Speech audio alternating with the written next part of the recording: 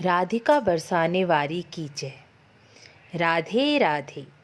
गृहस्थ आश्रम को सबसे उत्तम आश्रम कहा जाता है, क्योंकि एक गृहस्थ आश्रम ही है जहाँ सभी आश्रमियों के लोग आते हैं और गृहस्थियों को उनकी सेवा करने का पुण्य प्राप्त होता है।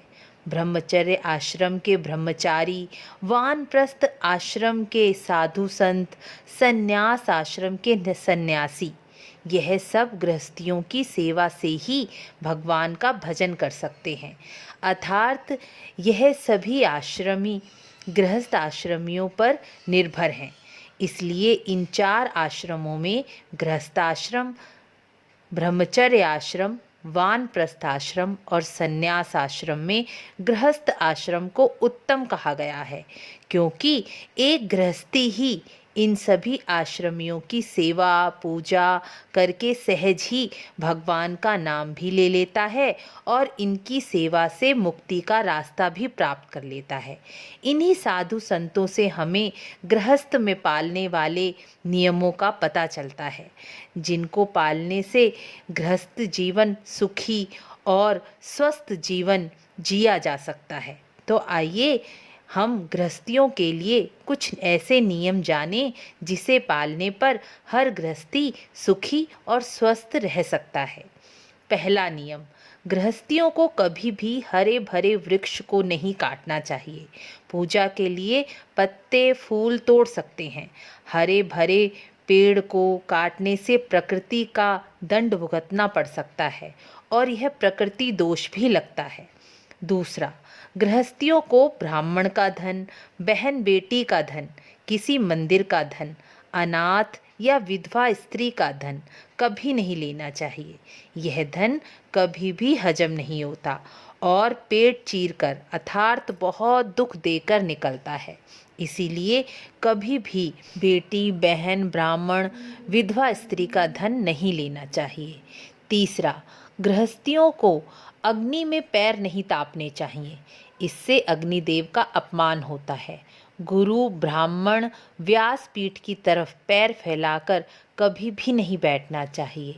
चौथा, गृहस्थियों में वह स्त्री लक्ष्मी का रूप मानी जाती है जो उठते ही अपने हाथों का दर्शन कर भगवान को याद करती है और फिर झाड़ू लेकर सबसे पहले घर को साफ करती है, दरवाजे पर जल का छिड़काव करती है और फिर स्नान कर रसोई घर में प्रवेश करती है। ऐसी स्त्रियों के घर में कभी धन और बरकत की कमी नहीं होती। पांचवा, गृहस्थियों को अपने घर में खराब इलेक्ट्रॉनिक सामान जैसे रेडियो, टीवी, पंखा नहीं रखने चाहिए।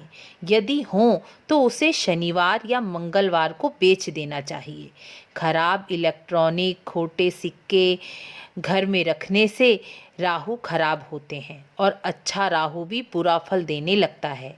ऐसी वस्तुएं घर में रखने से घर में अशांति और बीमारी आती है। छठा, गृहस्थियों को बिना उद्यापन किए किसी भी व्रत को बीच में नहीं छोड़ना चाहिए, इसे देवदोष माना जाता है।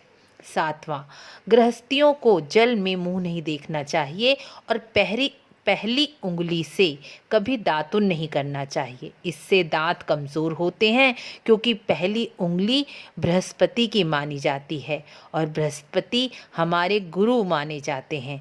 इनसे उनका भी अपमान होता है और दांत भी कमज़ोर होते हैं और जल में मुख देखने से मुख कांतिहीन हो जाता है। आठवां, गृहस्थियों को तीर्थ में जाकर संयम से रहना चाहिए। देव नदी में कुल्ला करना, साबुन लगाकर नहाना, वस्त्र नदी में ही धो देना, यह सभी कार्य तीर्थों में पाप माने गए हैं और तीर्थों में किए गए पाप का कोई प्रायश्चित नहीं होता। नौवां, गृहस्थियों को मुख्य द्वार पर पैर फैलाकर नहीं बैठना चाहिए और उत्तर की तरफ सिर करके कभी नहीं सोना चाहिए। ऐसे मृत आत्मा यानी यदि कोई मर गया हो तो उसको सुलाया जाता है। ऐसे सोने से आयु क्षीण होती है। 10वां, गृहस्थियों को ईशान कोण में तुलसी का पौधा स्थापित करना चाहिए।